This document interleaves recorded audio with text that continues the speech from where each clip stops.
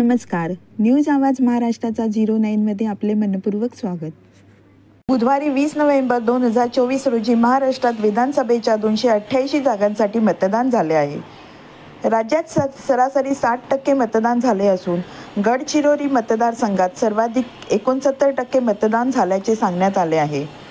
मुंबई शहरात 49.7% तर उपनगरात 51.76% मतदान झाले असून ठाणे जिल्ह्यातही तुलनेने कमी मतदान म्हणजेच 50.50% मतदान झाल्याचे सांगण्यात आले आहे.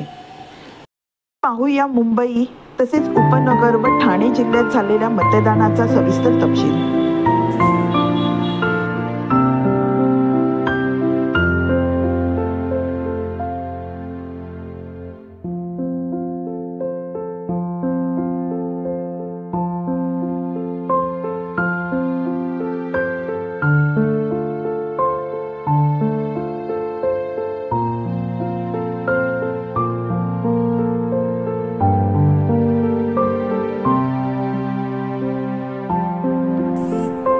न्यूज आवाज महाराष्ट्राचा 09च्या बातम्या जाणून घेण्यासाठी चॅनेलला लाईक आणि सबस्क्राईब करा.